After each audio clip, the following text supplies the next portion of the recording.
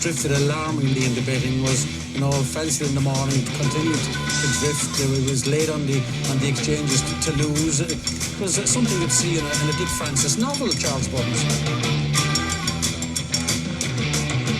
The ground is soft. It's heavy. It's soft on times. It's heavy. Okay.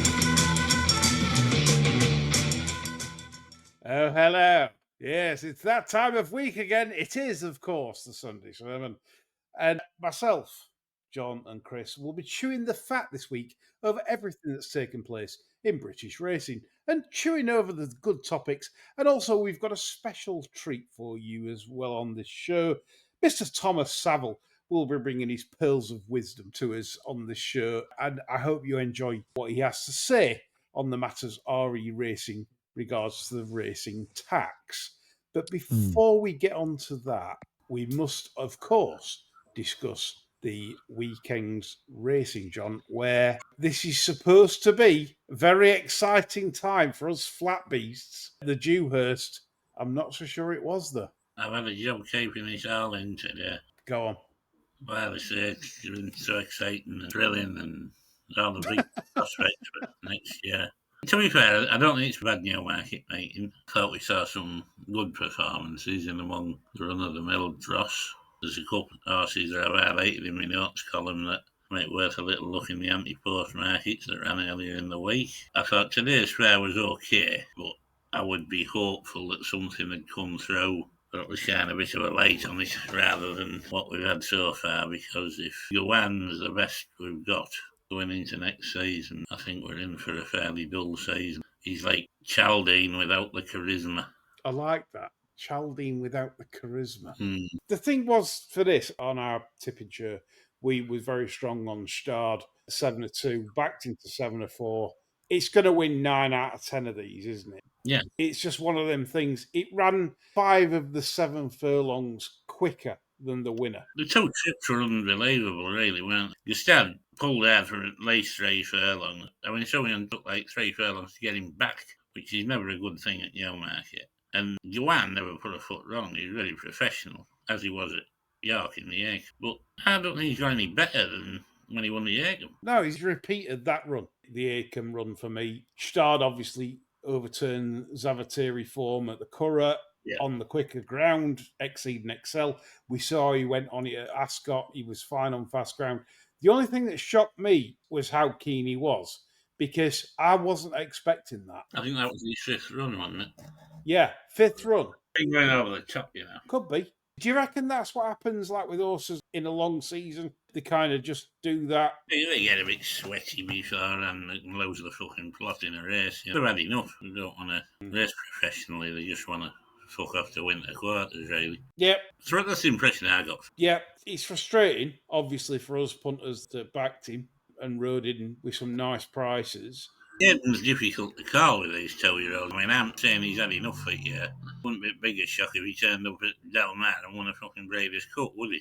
Well, he's done it. He won the other week. He ran back after 6 days, didn't he? With Puerto Rico, I think. Something that ran after 6 days. And I said, well, that's a strange move, isn't it? Running that quick. He's a master, and you can never discount Aidan in his decision-making and what he does. He's playing chess, we're all playing drafts. Absolutely. Yeah, that's a fair comment. I'm disappointed today because I wanted to see Stard win that by 2.5 drawing clear. Get everyone's pulses going for next year. And we didn't get that. And that's annoyed me. I was a bit annoyed at Soumignon. Would you have took it back like that, like he did? Or would you have just said, fuck it? I think he felt he was doing too much. If he hadn't taken some sort of remedial action, he'd have not got home. But they were only like doing 36 early. It shouldn't matter. No, we've got that on the screen. Yeah. I don't think they know. A fair comment. I think you can count the ones on one hand that know whether they're doing 36 or 40. Yeah. What I'm saying is that anyone that's saying Gawan is a Guineas prospect, fuck off. Stard will beat that like 9 times out of 10. It's just one of them things today, on the day. It happened for Gawan. It worked well, how it panned out, and that's just what it was. If Gawan's run, I don't know, 117, 118 or so today, he'll run 117, 118 in the Guineas, I think. I can't see an ounce of groin row on him. Awful fucking names, them two for the first 2, aren't they? Jesus. It's like Father Tedford winning it. Go one, go one, go know. one, go one. Will you have a cup of tea, Father? Will you have a Yeah. cup of tea, Father? Tea, Father Father, Lang, yeah. will you have a cup of tea? Feck, arse, gars. That would be an ecumenical matter, yeah. Absolutely. There's been some talk in the Zetland that was run earlier on the card job. Pierre Bonnard won the race. Your tip, I thought, ran splendidly. Yeah, he's Belmaro. kind of a Queen's Rares candidate, isn't he? He did. Yeah, that was a great call. That was 20-1 overnight. He's in Where the he gets free. his knackers off. Yeah, so I'm hoping like patrons have followed you in each way there. I'm sure some will have. And I was watching him throughout the race, cheering him on, obviously for yourself. But the winner, Pierre Bonnard, some people out there on social media today have been touting him as a potential Derby horse. Do you subscribe to that? I could see him at Lingfield or Chester next spring, which obviously will tell us a lot more. If he was a big price for the Derby now, I think that's the next time we'll see him. So if you were confident he was going to get through the winter and say there was a bit of 20s on offer and you thought, yes, I couldn't put you off. Does it put you off that it's from the Madwoman's family on the distaff side? Not really, because in the main she breeds some good horses. Oh, absolutely. Very talented horses. She's But- just as annoying as hell. Somebody will interview her on one of them Eve of Derby programmes and you might end up putting your foot through the telly. Yeah. She'd have called this one Maxwell, wouldn't she? Because she's called like them Duncan, Samuel, and shit like that in the past. Like she'd have called this like Maxwell or Torsten. I keep drawing out Nugents in the sweep. I'm not hopeful of winning today. Yeah. So that was the Zetland. So you're quite complimentary on the winner. I like him physically, by the way. I do like him physically. I think he's all there. Going on to the says, this is a problem, isn't it? We've seen it all throughout this flat season where we're just not getting races filled. And I think this is probably the most worrying yet, isn't it? 19 runners when this was a race where I can remember Christian Strangeway, a good friend of mine, always worrying about getting in. We should have been able to fill this with Northern Shade. Yeah, 19 runners. This is like really shocking. Yeah, of the like the lowest weight carried convey or something, because back in the day it was nothing to see something allocated 7.6 or something like that and stick a £7 claimer on. It's 8.2, so you can run obviously, but you'll be out of the handicap. Yeah, they should then go down to 7.7, I would think. And then with the claim, so you can get somewhere near. You're letting like another £14 in theory, aren't you? Look at some runners in this, right? You've got Seddon, 12-year-old. You've got one with Amy War on Bashful Boy, 9-year-old, 7 stone 13 with a claim off. 12-year-old The Shunter, 11-year-old Winter Fog. I was thinking exactly the same, and then I thought to myself, well, name 3 that should be running that aren't.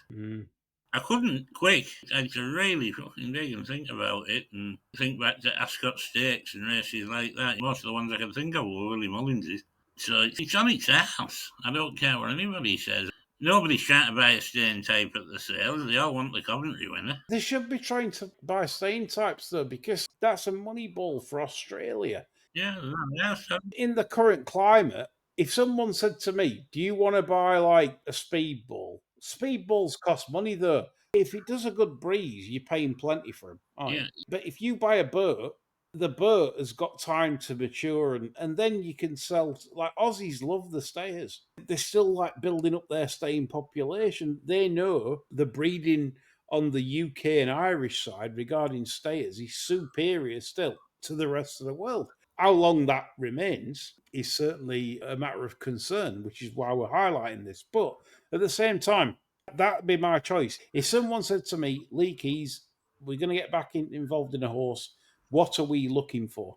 I would source a staying prospect. Unlike most people, you wouldn't go direct to a bloodstock agent. No. And most bloodstock agents are probably getting bunged plenty more from studs and breeders that are churning out these potential Coventry horses. They're steering everybody towards them, creating bidding wars.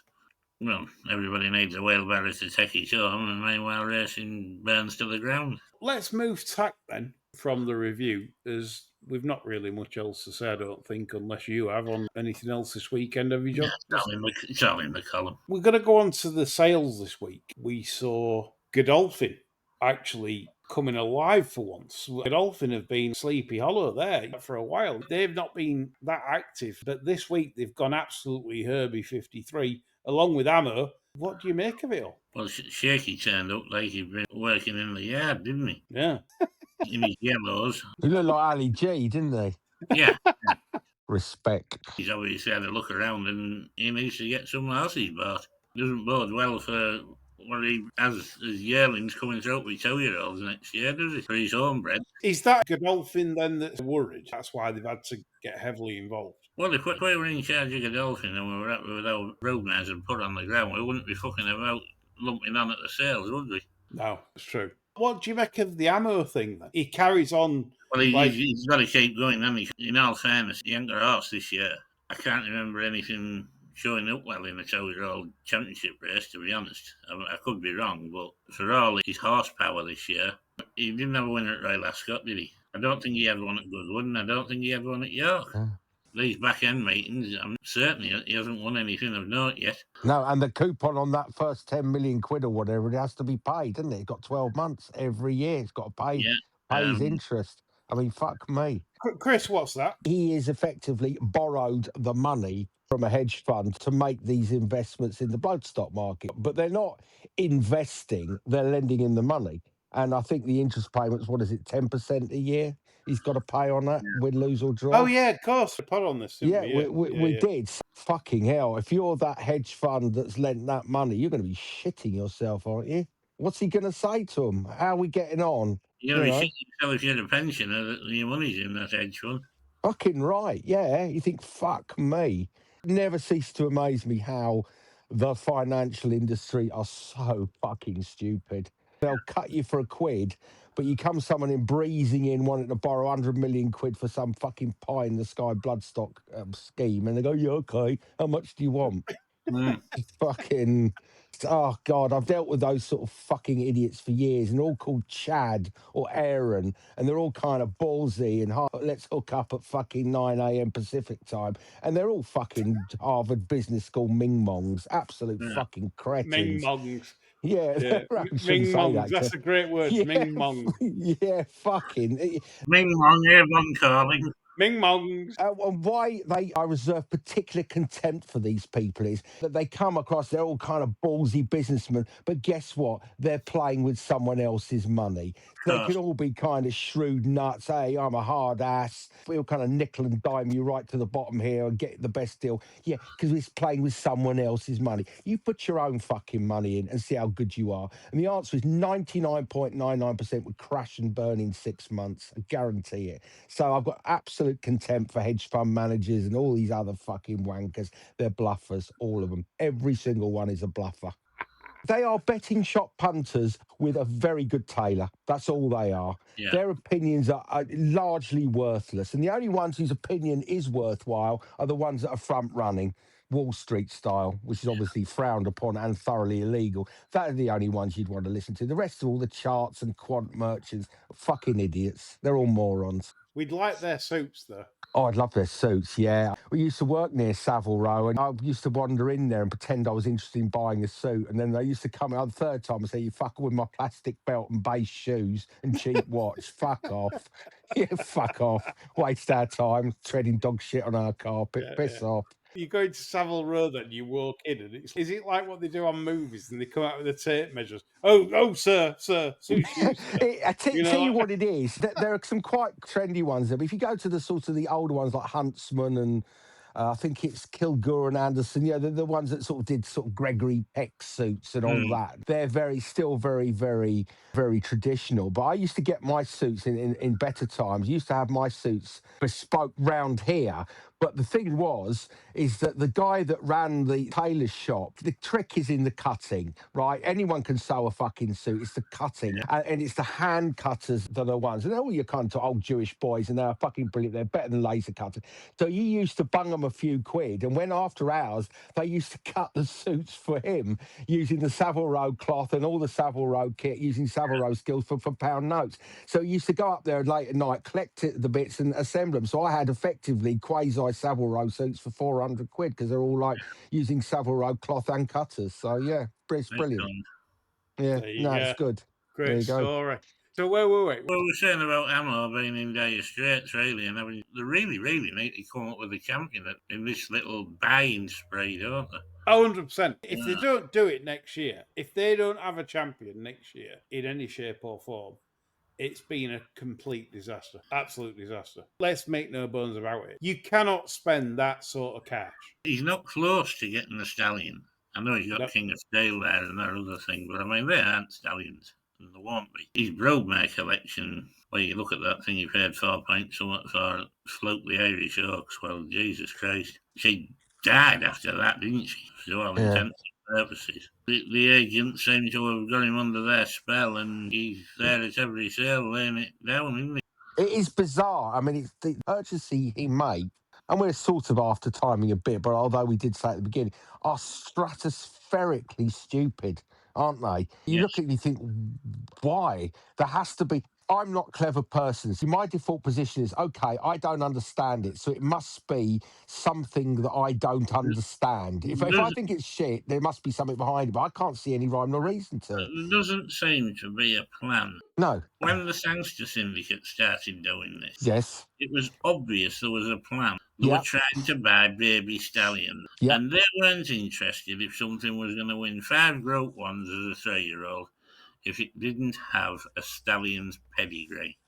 Correct. Yeah, brilliant, John. That's right. They had a strategy, didn't they? A long-term strategy. Once they'd gutted the catalogue and picked out everything with a stallion's pedigree, that was all they looked at the sales. They weren't interested in anything else, what Broadmare they were from or anything else.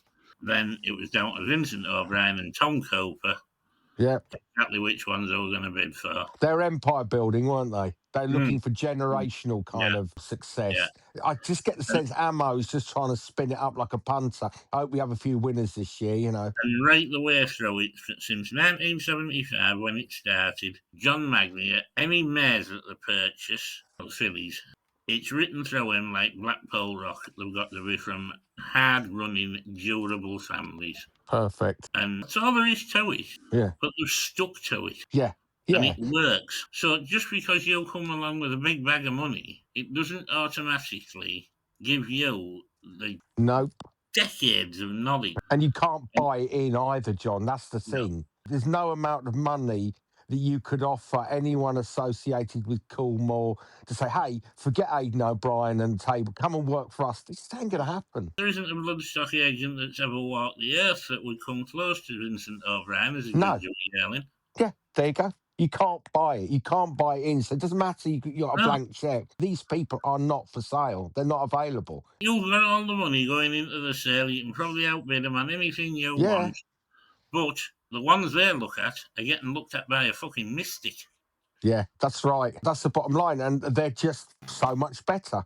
Yeah. Football teams, innit? You go in and say, hey, we've got a massive checkbook. Doesn't mean shit. The money's important, but you have to have the ability to spot young players, young talent, etc., which the big clubs have got in abundance. John, when did Coolmore wrestle power from Sheikh Mohammed and Godolphin? When did it take place, in your opinion? Well, Godolphin went in the ascendancy, I would say, after, say, the year of El Gran Senor. That was when things started to quieten down, because Vincent O'Brien was coming to the end of his career. What you've got to remember as well, what Aidan O'Brien's doing with 250, 300 horses, Vincent O'Brien was doing with 40 odd. Yeah. I think he topped out at 50 in the yard. So, I mean, his straight there was unbelievable as regards hefty purchases. And then we had probably up to about the early 90s. And then when they hadn't come on the scene, it was clear they were ready to go again. They had the money in place. They had Mr. Smith, Tabor had sold Surrey Racing to Ladbrokes, hadn't he? Yep.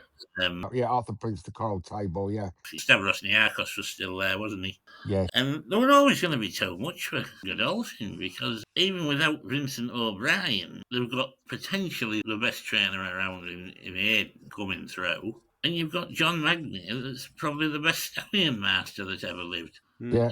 He's going to make stallions where, apart from Dubawi, what really have Godolphin had? That's what I find mysterious, because Maybe Shamadal. yeah, Shamadal to a degree, but you've had Godolphin and Sheikh Mo's famous colours that have now been retired, which is quite sad. I used to love those colours, the maroon. Yeah. And, Henry yeah. Cecil Coulthard, Yeah. even Money at Yarmouth. They Get were on, great yeah. colours, great Yeah, colours. they were. Sheikh Mo, if you listen to this show, get them back. I don't think he does after John's radiator comments. I think he unsubscribed. If you're still listening, Sheikh, get rid of the yellow jumpers as well. Yeah. Yeah. No good. Not your colour, mate. Just going on regarding their success back in the day, and they had so many good horses. This is why I'm asking you, John. How have they let this slip? How have just been decimated by Coolmore? Is it just the mares that Coolmore have produced, or? Well, that's an interesting bottom line, because I think Godolphin have produced a lot of really good racehorses. Yeah.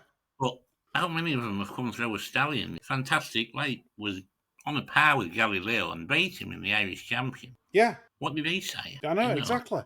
He wouldn't be one they'd look at. Therein lies the difference. It doesn't matter what good horses you buy.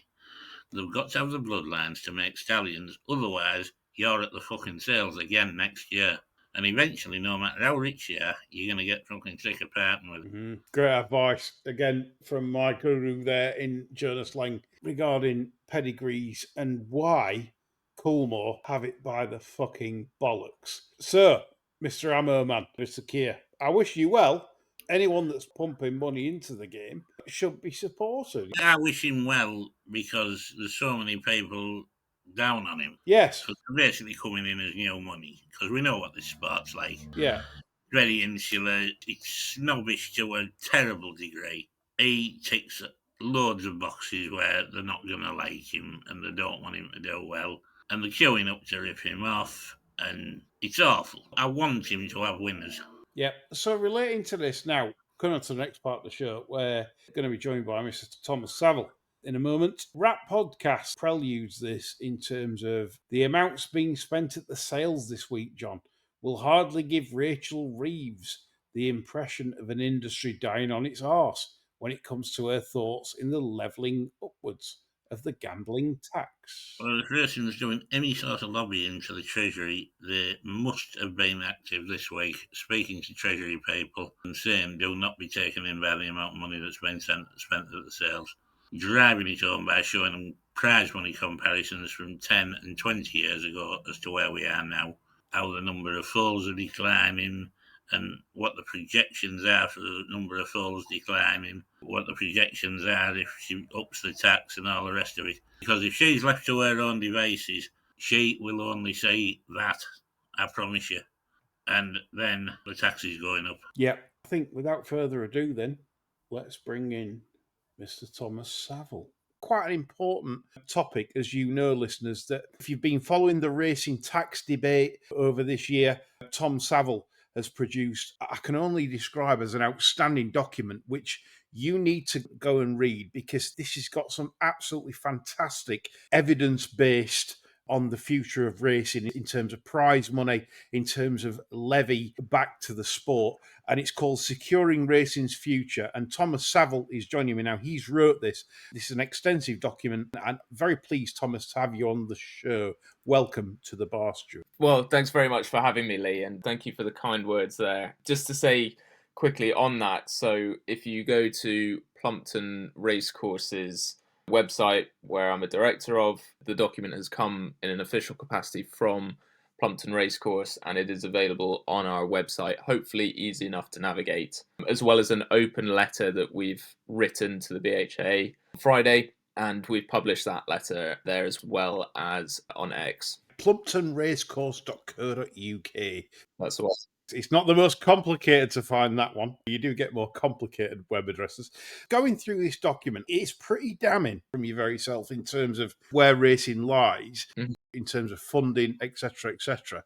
But there'll be a lot of people listening to this podcast, bookmakers included, that will be criticising, and I've been very vocally critical of racing's fight against the tax, so to speak. What would you say to bookmakers then that say that raising of the tax, in essence, that's what's going to happen, albeit a proportion hopefully coming back to the levy in terms of prize money? What would you say to bookmakers first and foremost in terms of the cost of the product and how can they make money by taking bets on British horse racing? You've touched on something there that's actually really important to this whole topic at the moment. Plumpton Racecourse's document just expresses the trouble that British racing's in and puts forward a solution how to fund the increase in prize money that is needed. And the increase in prize money from the document that Plumpton's put, Securing Racing's Future, comes solely from government. So there is no increase to operators for any of the proposals that have been set out in that document. Now, those people that have been following the racing tax knows that my own personal view is that the tax should go up on the online casinos, slots, etc. It's pretty clear now that that is going to happen based on what Rachel Reeves said last week at the Labour Party conference, saying that those companies need to pay their fair share. But in terms of Plumpton's official position, which is some people might conflate the two, they are separate, what Plumpton as an organisation is proposing and what my own personal preference would be. But in Plumpton's official document, there is no single thing in that document that a bookmaker can turn around and say, well, no, we don't agree with that. Because they're not being asked in that document to pay any more to racing or to have an increase in tax for their other areas of their business. And in actual fact, they should be supportive of that proposal, because then that sorts the levy reform. They don't have to pay any more money, and a stronger racing industry means that they'll have a stronger betting product. That sounds tremendous. But am I right in saying here that racing tax is currently 15%? I think online casinos is like 21%. Yeah, that's correct. Are we saying that an increase in racing tax to 25%, aren't the bookmakers then paying more money to the government on the product? No, because they effectively pay 25% at the moment, because there's a 15% tax which goes to the government. So that is 15% general betting duty that goes to the government, and then on top of that there is a 10% levy that goes to racing. So the de facto tax rate for bookmakers on horse racing products is 25%. Now, what we've recommended, bookmakers still pay that 25%, but instead of 15 going to Treasury and 10 going to racing, should be 5 that goes to Treasury and 20 that goes to the levy. So that would double the levy, and that would generate an additional 130 million a year for racing as set out in our proposals. There's a table in your document that says betting turnover returned to racing by jurisdiction. And this is quite damning if you follow British racing and Irish racing as well to a degree. Mm-hmm. Betting turnover returned to racing by jurisdiction. So the Japanese returned 16.6% of their betting turnover to racing, for example. The USA 14.5%, France 8.6%, and then going down, we've got Ireland on 1.5%, with Britain on 0.6%. Is this betting turnover all sports, or is this just betting on racing? So it's betting on racing. Yep. As a percentage of the turnover on racing, what is then returned to prize money? Now, this data is from the BHA and the Asian Racing Federation. So these aren't just figures that have been plucked out of thin air. They're credibly sourced and mention all those 7 major racing jurisdictions, of which, as you mentioned, Britain is at 0.6%. Ireland is at 1.5, and then I think Australia's the next one at 3.9 or something like that. So, I mean, Yes. Ireland to a lesser degree, but Britain, I mean, we are so far behind the rest of the world when it comes to our funding model. And a large part of that is to do with the amount, or in this case, the lack of help that government has given British racing compared to other jurisdictions. Ireland and Australia have their own sort of levies, but in both of those countries, the government gives them twice as much per race as they do in the UK. Wow. This now is having an effect. It's took its time, but it's finally having an effect on migration, not just of horses, as we've seen to Hong Kong, to Australia, to the Middle East, in terms of sales. For example, we highlighted on last week's show a race at Ramwick. The first 7 in the betting for a Grade 1 used to be trained in Britain and Ireland. There you go. That's so shocking. And this season, we're getting races that used to have consolation races because they couldn't get in, like the Cambridgeshire, now all of a sudden can't fill. So it's not just horses, but jockeys also. Richard Kingscote, David Probert, lots of jockeys that are now deciding their careers lie elsewhere due to probably financial rewards that are forthcoming in other jurisdictions. And this is where British racing is going to lose a lot of traction in the coming years. It's very worrying. How do you sit with this, Thomas? Are you worried for the sport? Genuinely deeply concerned for the state of British racing. I make no bones about that. I've worked myself in racing in Australia. I worked down there for Racing Victoria in the commercial team. I grew up on a stud farm in Ireland and been involved in owning. I've worked as a pupil assistant for one of the major trainers over in Ireland. Worked in breeding as well. We've got a breeding operation in France and Ireland. British racing, I'm afraid to say, the picture's pretty bleak. And if you have a look at the foal crop numbers for 2026, they're going to be down 25% on where we were in 2022. So that's just 4 years. Now, when PwC, Pricewaterhouse, were commissioned to look into the effect of declining foal crops, so on and so forth, just 4 years ago, they predicted that it would take about 30 years for the foal crop in Britain to decline by 25%. And that 30-year decline has been compressed into just 4 years. It's impossible to look at that and think anything other than we're in real danger here. You can get slightly sidetracked by looking at headlines from Tattersalls Book 1 and all the millions that those yearlings, the absolute cream of the crop, are selling for, and think, okay, well, the sport's in an okay position. But if you take away Godolphin, you take away Coolmore, you take away Ammo, there is not a lot of substance there, just because there is not a lot of owners who are saying, yeah, I want to have horses run in Britain. And that is why 3 out of 4 yearlings don't make what it costs when it comes to selling them. They don't recoup their costs. I mean, it is so unsustainable at the moment. And unfortunately, it's going to get worse rather than better, because the foal crops haven't run yet, obviously. Some of them haven't even been born. So we're going to get smaller field sizes before anything even gets better. We're already seeing this both National Hunt and on the flat also. I don't know how we can support this many meetings, but this is another subject for down the line. But to finish, Thomas, what would you say to bookmakers that are saying that the new gambling tax, so to speak, is going to just drive the black market further? What would you say to that?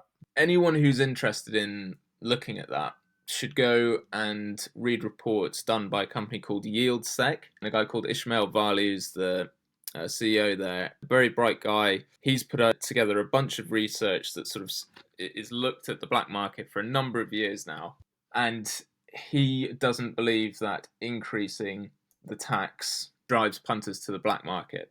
Now, it's a bit subjective in terms of what people think. Some people think, well, of course, if you increase the taxes to 100%, then you would get some black market migration. His analysis is that increasing the tax wouldn't drive more people to the black market. And now what bookmakers have said is, well, look at the Netherlands, which increased the taxes recently, but they also implemented their own sort of affordability checks, which I do think would drive people to the black market, because if you can't get a bet on, then all of a sudden the black market looks a lot more appealing, rather than, oh, you might get a slightly better price. If people really cared about price, they would have every single bookmaker possible, and they would be constantly on Oddschecker and looking at that. And I'm that way, I know, but a lot of people that I know would just have one bookmaker.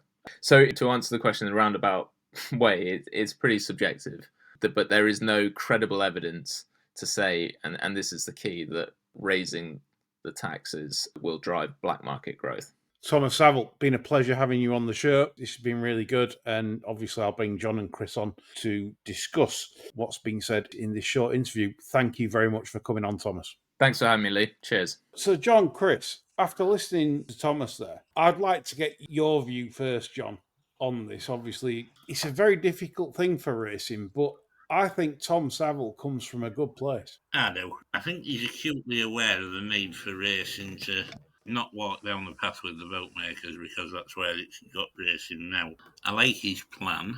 I think everybody that listens to this pod owes it to themselves to have a click on the link and have a read of the plan for themselves, because there's nothing will make you understand the situation more than taking more information on board about it and about comparisons with how he proposes the tax structure to change without actually the tax situation costing racing any more. Racing would continue to receive a levy, but it would receive more levy. In order to get your arms around that, you're best off reading the plan.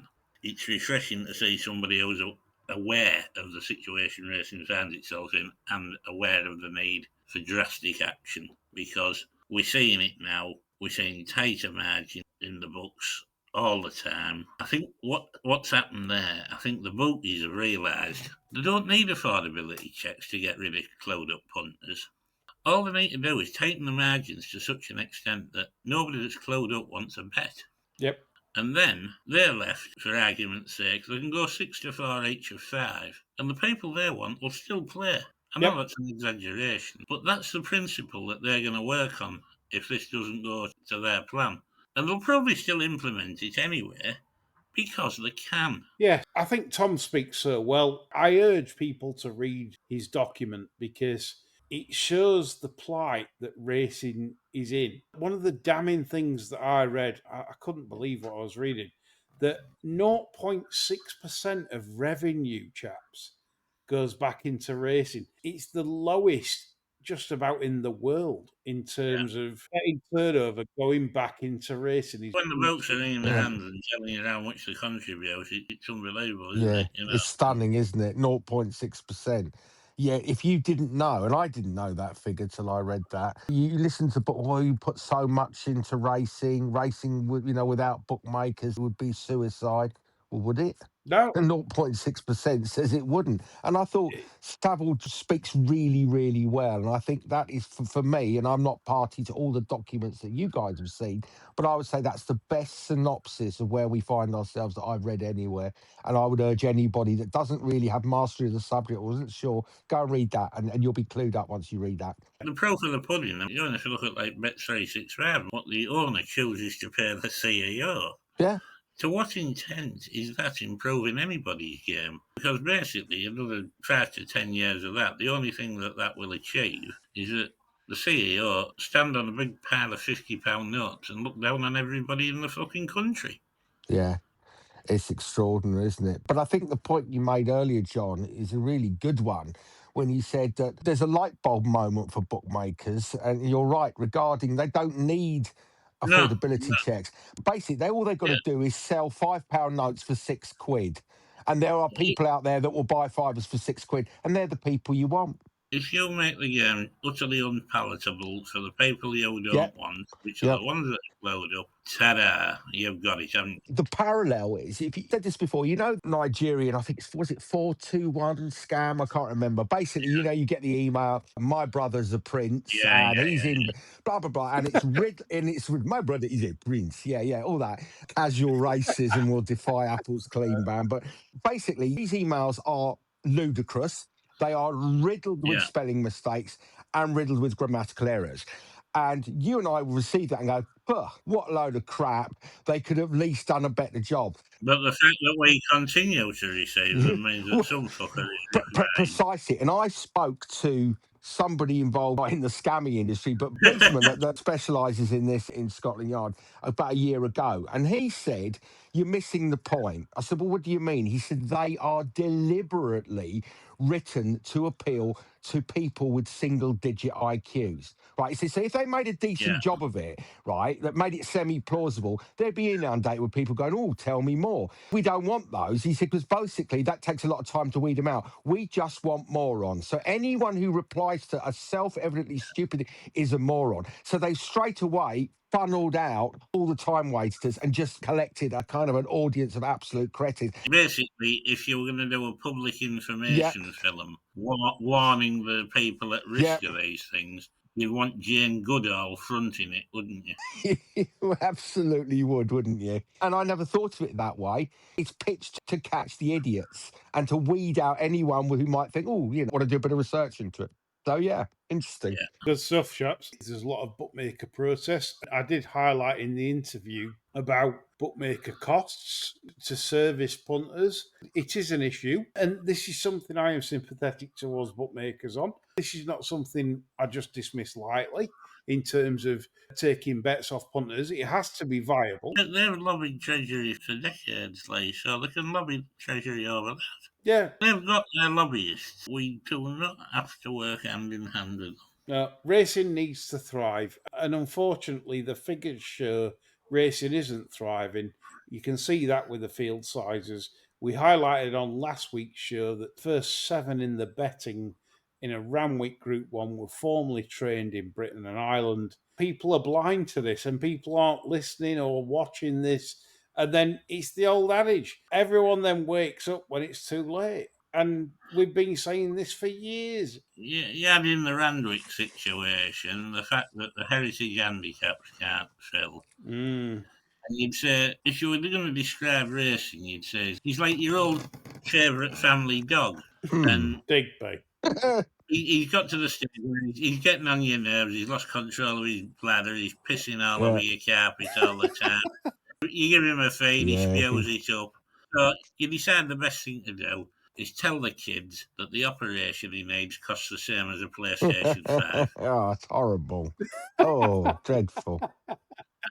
Just tell him he's gone to live at a farm in Wales. That was the euphemism. We're at that stage, aren't we? Yeah, I'm afraid we are. Yeah. On to the racing issues. Thank you, Tom Savill, for giving us that interview. But we come on to Crapster today as well. We had Crapster. This was originally, if you remember, John, back in the day, this was the old Timeform meeting that set off the jump season. Yes, we average about 3 months too early, don't we? Yeah, except this one. It was run on rattling quick ground with multiple non-runners. Keith Watson's been on. He says, Friday at Crapster, cheapest entry was £34. Discuss. The Welsh must have got plenty, Keith. They must be finding gold in that damned Well, hill. the Welsh are all thieves, aren't they? That's what Taffy was a Welshman. Taffy was the thief. And he came to my house and stole a bit of beef. Yeah. So, of course, they've got plenty. And, of course, Crapster not short of controversy today because, of course, that daft BHA rule that they brought in terms of the starts in national hump racing. They had an inquiry today in the 5th race at Chepstow today. But you haven't read the rules, according to some of our YouTube commentators. You don't understand the rules. That's your trouble. Nah, I'm fucking stupid. You fucking div.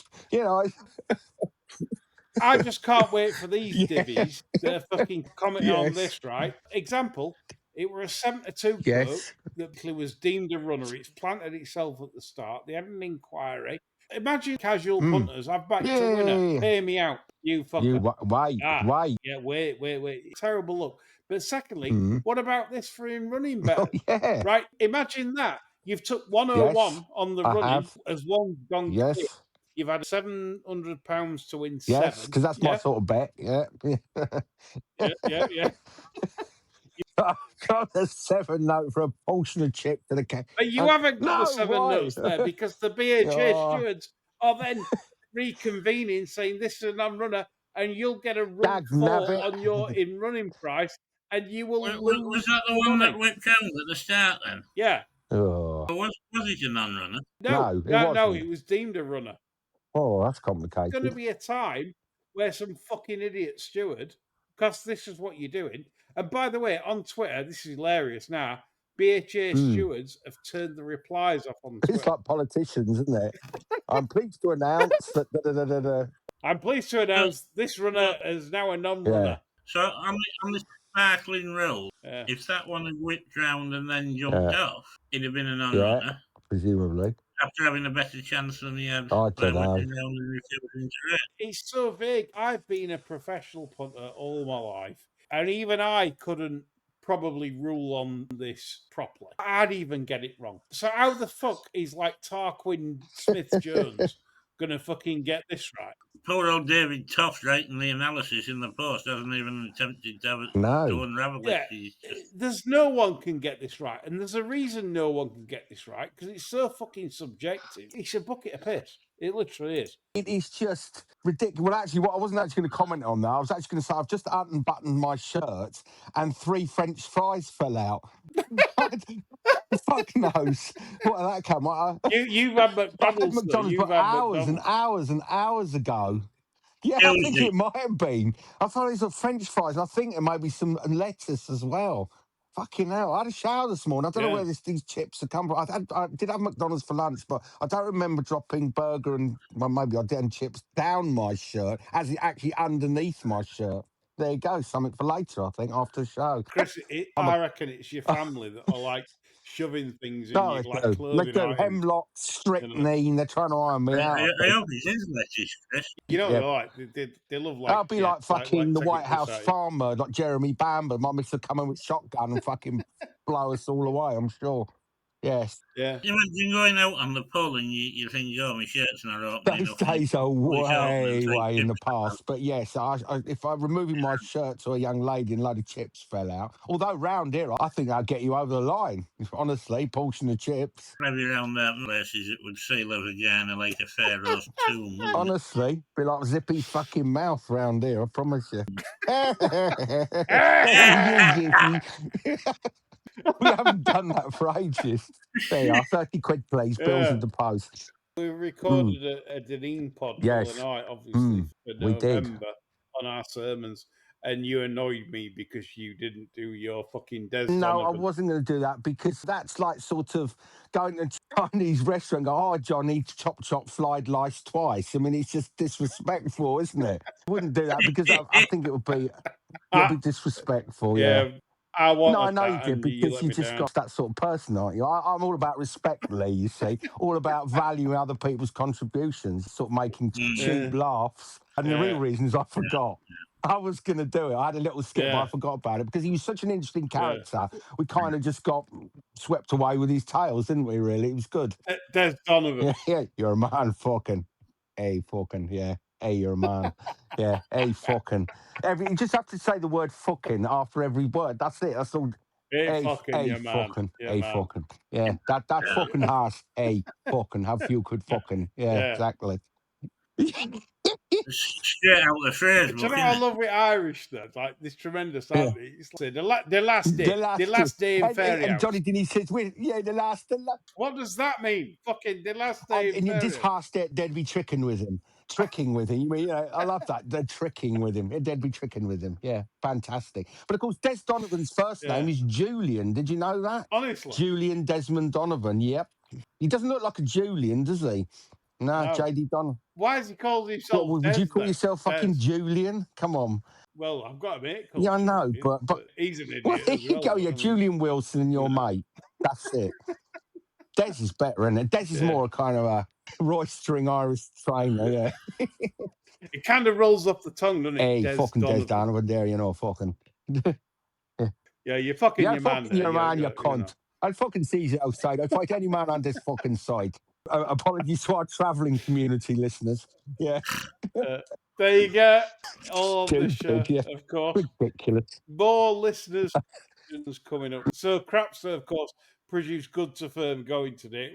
John, it was like Royal Ascot at Chepstow today, and there was loads of non-runners. We had no wagon farm to go on, had we? I didn't watch it. There we go. Yeah. Terrible business, really. I've seen all idiots on Twitter get excited. Oh, jumps his back, Chepstow.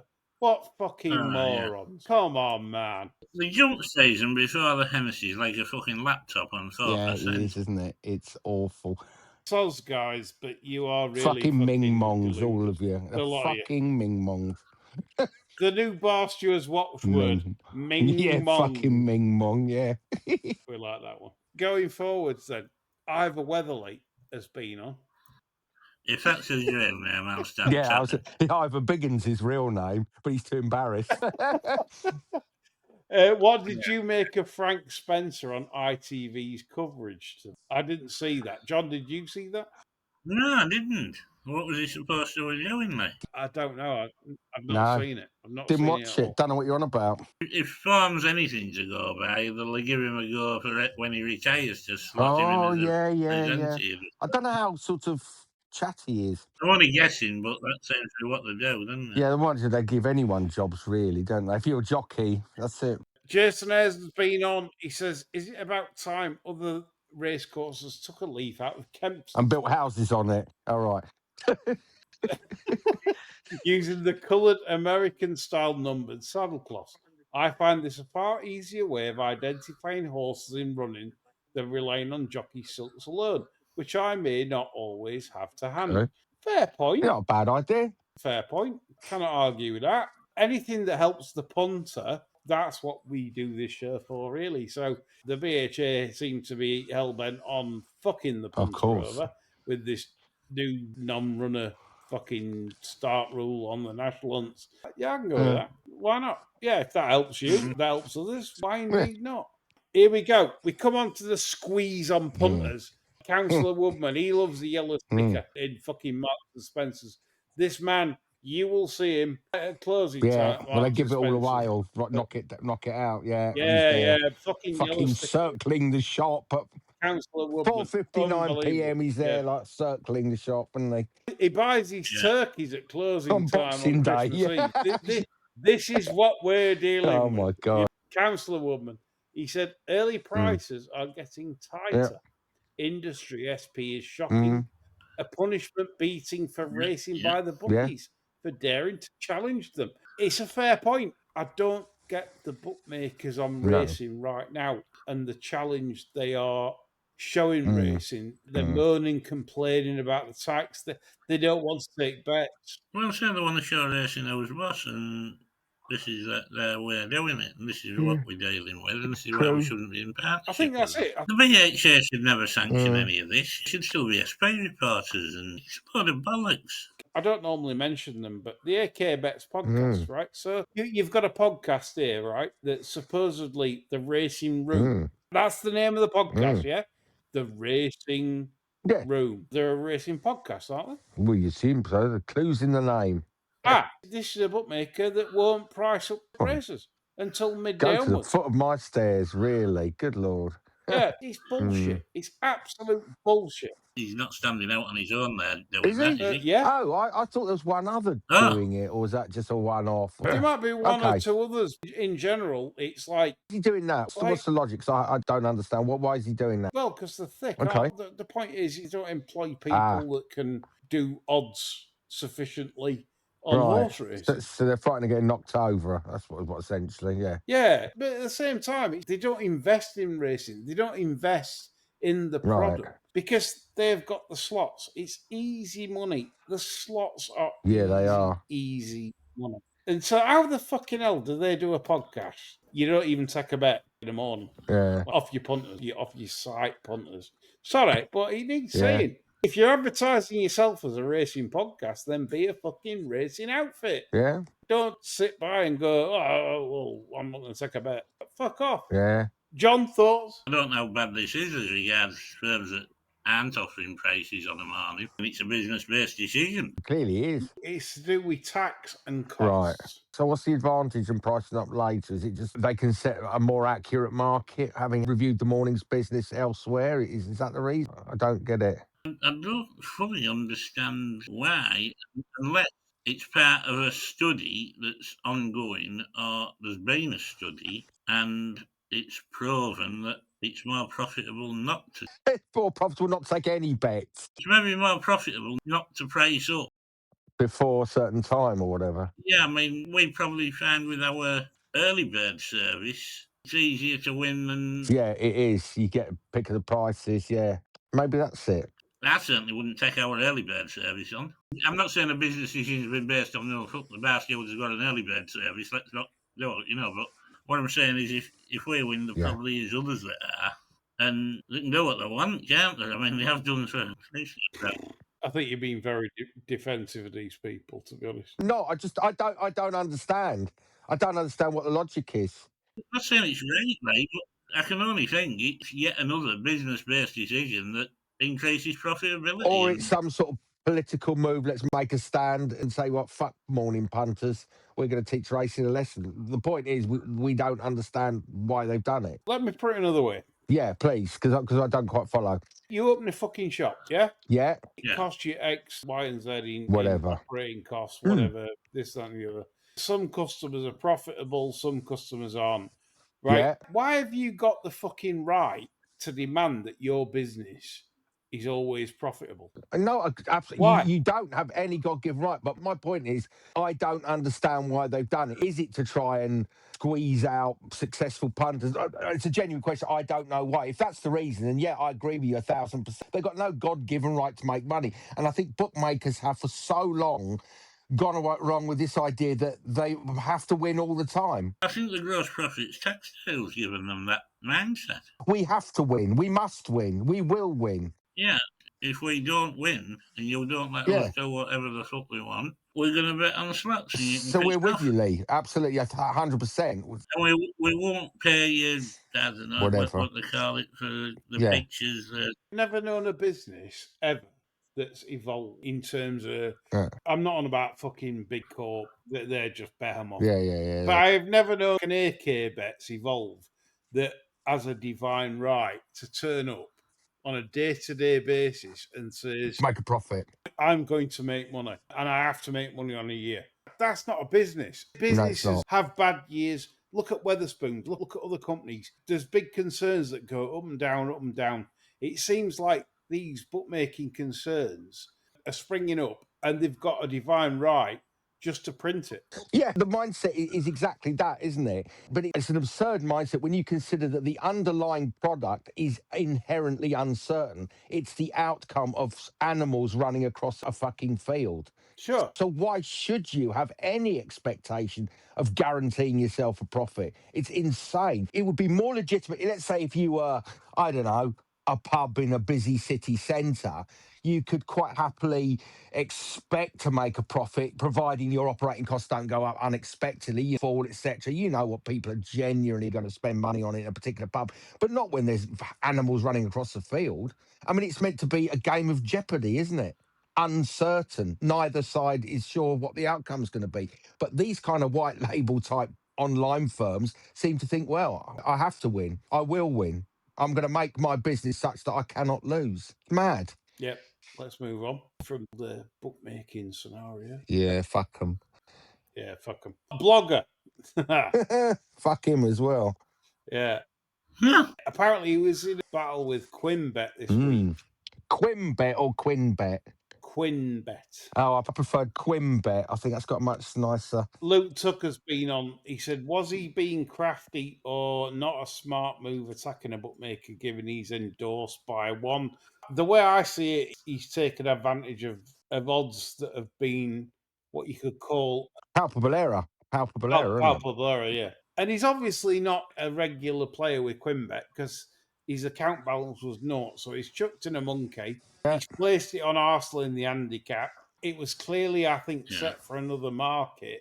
The software switched the market knowing that was an error. So it switched bummer. Blogger's bet into another market. Oh, dear. Which, again, he's wrong on Blogger. But I think the right scenario is void. Yeah. The odds weren't correct in the first place. Mm. So Blogger saying it's a disgrace. No, it's not. You spotted that. Yeah. There's no way you're chucking a monkey in with Quinn Bet unless it's wrong. And it was clearly wrong. To use this kind of a legal analogy, it's an old test case years and years and years ago. I think it was like, you used to get in the car lots, yeah? We used to put like the numbers on the sticker price on the windscreen, 500 quid. It was established as a matter of precedent that, if a car showed up as 500 quid and one of the noughts had fallen on the floor, the bloke goes in and goes, right, I want to buy that car for 50 quid. It's established that if it's a palpable error, if it's quite clear the naught's fallen off and it's actually a £500 car, there's no obligation to accept the punter's business. I think in law it's called a treat, is an offer. So there's no obligation on the vendor to take that offer. So in bookmaking terms, it's a palpable error. It's clearly an error. Give him his money back. That's it. It's not a dispute, in my view, at all. No, that's how I view it. I think other than the blogger fanatics wanting blogger to get paid, the fair Why? is a. Why? I know. That's what they do. It's what they Fucking do. divs, aren't they? Fucking Ming Yeah, Mongs, all of them. Ming Fucking Mong. Ming Mong. The new Yeah. word, Ming Mong. Ming Mong. I like this. I like this one. Yes. Ming Mong. So coming on to the next one. Ursheen's Dirty Bloody Undercrackers. What's this all about? Well, he wrote a book, hadn't he? And I think, what's it called? Pressure or something like that. And basically, you should have just called it Poor Me. Is that pour me or poo on me? I couldn't quite catch. Well, yeah. That's the Dubai thing, isn't it? Poo on me, yeah. Dubai toilets and all Well, that, yeah. I would think so.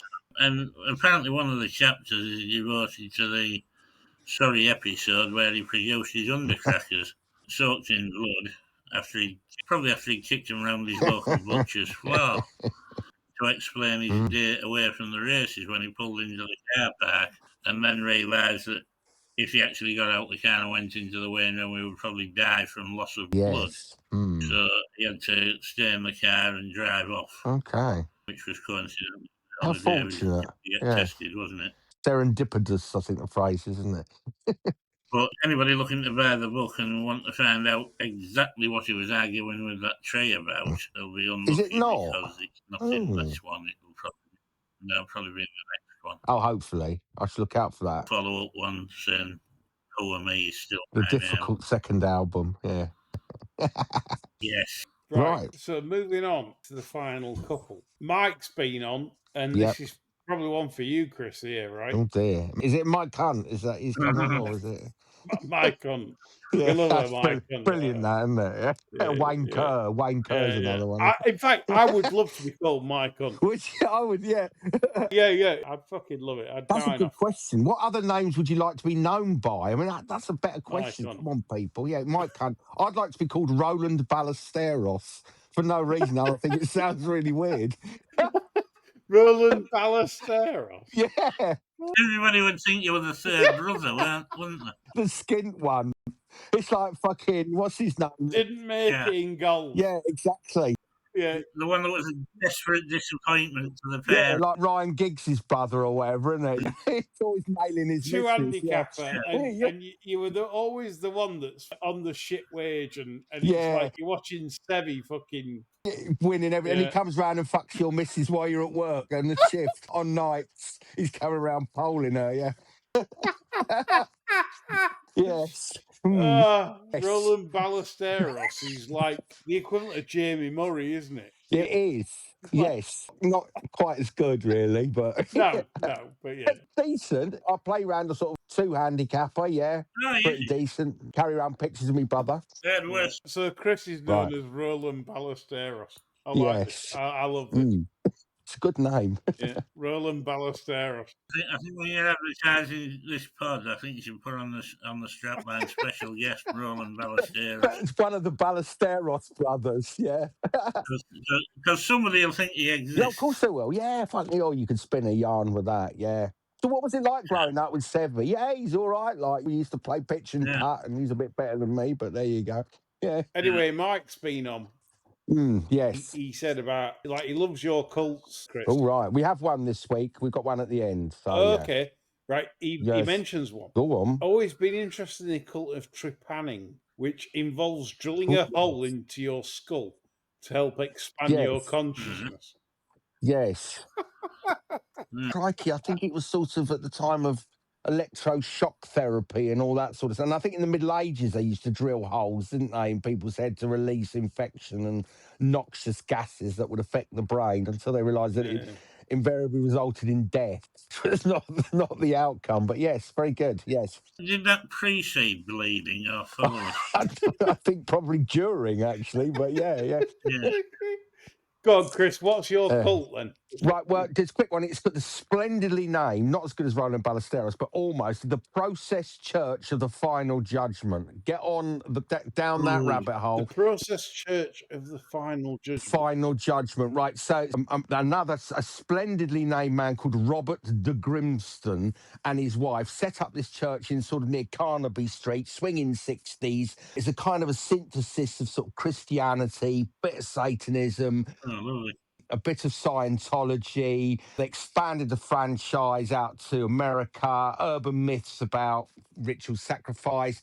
Charles Manson meant to be a member but wasn't. He just happened to live in the street where they had a meeting place. Kind of fell to pieces a bit in the sort of late 70s, and where Grimston and his wife, who set it up, parted company. She ended up taking followers to the States to try and set up a kind of a splinter group, but eventually got bored and renamed it the Best Friends Animal Shelter. And now it's nothing to do with apocalyptic millenarian religion. It's about looking after stray animals. That's cool. And Robert de Grimston, which interestingly enough, he's still alive. He's 90. When he fucked all this cult stuff off, he went and got a job and became a really successful advertising executive. Made a lot of money. So there you go. Good story. Lots and lots of spin-offs. I think Arnold Schwarzenegger features in one of the stories. That, did he get involved with them? Didn't he? Really interesting. Absolutely batshit crazy, but well worth a look. Quality stuff, that, Chris, as always. No problem. Loving it. Just to finish off the show then, on a lighty, we're talking about fads now. We've all had fads, haven't we? We had Illuminous socks at school at one point. We've all done really shitty things, haven't we? Pepe key rings on the jeans. Remember those Pepe key rings? Oh, those little plastic key rings. So the producer wants to know, do you remember that fucking thing on wall? The singing sea bass. Oh, Big Mouth Billy Bass. That was his name. Big Mouth Billy Bass. Yeah. Like, she loved that. Brilliant. I married it. Well, the big mouth, but anyway, yeah. She absolutely loved this. Are there any fads that you two took part in and you think, why have I done this in past? Like back in the day. There must be some fads. I took part in it, but I had no choice in the matter. Go on. What happened? I was a child of about 7 or 8. Right. And the parents took me to Flamingo Land, or Flamingo Park Zoo, as it was then. And at the gift shop, my mother bought this ceramic dolphin, just clearing the waves. Yeah. You couldn't see the tail. It was coming from the foam. Majestic. The tail was beneath the waves. Yeah, lovely. And it was leaping into the air. And it was bright blue, this. All the same colour as the sea, no shading on it or anything. It was absolutely hideous. Right. Anyway, this thing gets home and she decides that she's going to go blue on the windowsill. So the Shire horse with the barrels on that was on there. Oh, yes. Yeah, the Shire. Oh, my God. Wow. Yeah, I remember that. So this monstrous fucking blue brandy glass that joined the dolphin. Yeah. The next thing that appeared was this nondescript blue vase that had like an overlapping lip at the top. God, yeah. But then she turned her attention to the carpet, which was green and red. And she started saying she wanted a fucking blue carpet. Okay. Now, my old fella at this time had all the authority of a do not tumble dry label, you know what I mean? And she ended up, from that dolphin that cost pennies, revamping the entire fucking house, and it looked terrible. That's fabulous. What a fucking idiot. Amazing. It was awful. Chris, you must have had a fad at some point. Oh, every fad. Come on. Skateboarding. I convinced myself, as a kid I used to go to school with, was like banging to like skate thrash, and he's really good at it. So I went and got and bought all the kind of the fucking clothes in the skateboard and fell off to go travelling 6 feet and thought, fuck this, and threw it away. So my skateboarding career lasted about 15 minutes. But I'm easily taken in with fads, I have to say. Whatever, I was into it. But yeah, skateboarding was the most expensive and short-lived. Yeah. Charlotte Lottie Brader, are you listening to this? Yes. A total idiot. But a charming and devastatingly handsome idiot. She knows it. She knows it. She showed me her Cosmos, for fuck's sake. What more of a come-on signal do I need than that? Honestly. Go racing in Yorkshire, Charlotte Lottie Brader. Yes, go racing in Yorkshire, yes. Yes. sign off this show with a signal to go racing in Yorkshire. You know, like the Batman I sign. thoroughly recommend it. Yeah, expensive sweets though. Those sweets were fucking expensive, weren't they? I thought you were going to say let's sign off with a song and we're all going to break into Bring Me Sunshine or something. Eric and Ern, yeah. We should have a closing song, I Yeah, think. That's what's yeah, missing. yeah. Got an opening one. Let's have a closing. So we should have a different closing Okay, song I'll run it every past the week. producer. Yeah, I know she's like sort of scowling in the background as women do, but that's their That's what she permanent does. face, and Yeah, the scowl, isn't it, of disapproval and simmering resentment. She's always doing that to me on a daily basis. Anyway, Yes. that's all from us. We hope you've enjoyed this week, and we're back again for more fun and shenanigans next week. Bye for now. There's a voice that keeps on calling me. Down the road is where I'll always be. Every stop I make a new friend. Can't stay for long, just turn around and I'm gone again. Maybe tomorrow I'll wanna settle down. Until tomorrow I'll just keep moving